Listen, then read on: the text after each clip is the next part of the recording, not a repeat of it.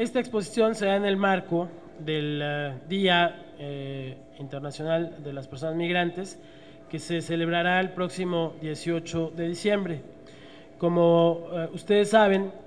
la Comisión de Derechos Humanos del Distrito Federal ha insistido mucho en que el tema de la migración es un tema que debe ser visto con perspectiva nacional.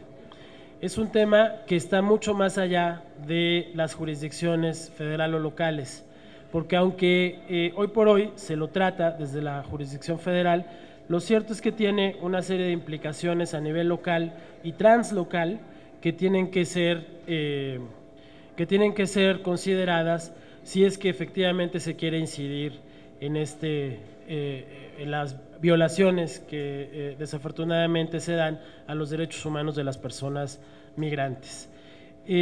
La exposición, yo he tenido la oportunidad de verla el sábado mientras la estaban colocando y es bastante elocuente. Me parece que vale la pena tomarse el tiempo de observar cada una de las fotografías, de ver los pies de foto que han sido colocados, porque dan cuenta bastante clara de lo que seguramente Javier García pudo vivir en carne propia y que es, comentaba yo, convulsionante. El migrante representa la condición de vulnerabilidad más extrema posible, incluso comparado, por ejemplo, frente a situaciones de extrema miseria en algún poblado, cualquiera que éste sea. El migrante resulta representar una situación aún más vulnerable,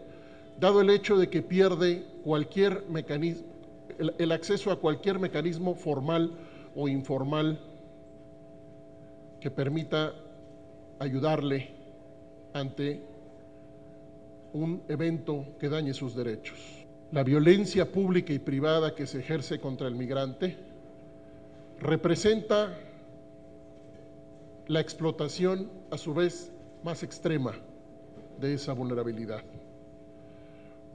Pareciera como una especie de selección de la clientela que menos posibilidades tiene de defenderse, para, en un espacio donde el Estado falla, distribuirse la fuerza privada y la fuerza pública, distribuirse las oportunidades para atacar, embestir contra la víctima que menos resistencia puede presentar. En una dimensión desconocida, pero muy alta, muy importante, los mexicanos estamos dispuestos a aceptar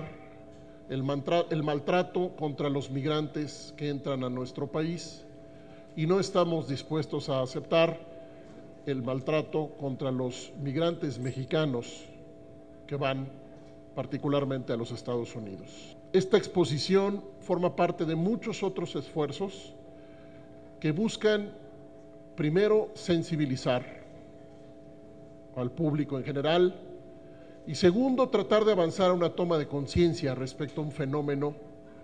cuyas características implicadas, por ejemplo, en materia de violencia, lo hacen un fenómeno irrepetible a nivel internacional. Creo que la fotografía es un medio de comunicación que tiene que ser más responsable para nosotros los que hacemos fotoperiodismo, fotografía documental, los que hacemos periodismo porque de alguna manera lo hacemos, escribimos, pensamos, y creo que tiene que ser un compromiso ético y tenemos que hacernos más profesionales en todo lo que hacemos. Creo que si hubiera más investigación, habría más movimiento en todo esto, habría más conciencia, y una de las problemáticas de la violación de derechos humanos en todos los ámbitos, tanto para el migrante como para los trabajadores, como para la gente común, como lo que ocurrió el día sábado, es por la falta de información. La migración ha existido siempre. La migración, lo que pasa es que antes no era tan visible como es ahora, porque antes el tren, antes de la privatización, el migrante viajaba entre toda la gente, era un tren de pasajeros y el migrante se subía en Ciudad Hidalgo, bajaba en alguna comunidad, se compraba su torta, se compraba su refresco, subía, se quedaba en alguna comunidad pero se confundía con chiapanecos, con oaxaqueños, con veracruzanos, etcétera, hasta que llegaba al norte. A partir de que en el año 95 se privatiza el tren, el migrante continuó pasando. A partir de que se privatiza el tren, el migrante empieza a ser visible, pero no, por la falta de información, no es tan visible para los que vivimos en el DF. Esto empezó a ser visible en el año 95, 96. ¿Cuántos años pasaron para que los medios de comunicación voltearan hacia el tren y se preguntaran qué estaba ocurriendo? ¿Cuántos años pasaron para que la gente se enterara de que hay secuestros masivos, de que hay gente que está amputada, de que hay gente que muere, de que hay gente que termina en la fosa común sin un nombre? Creo que debemos tener un poco más de conciencia, acercarnos más a la información, leer más entre líneas, no quedarnos con los que nos presentan de inmediato porque alguien se cayó y que aparezca, o que corran los medios de comunicación y que sepan que hay un mutilado y que únicamente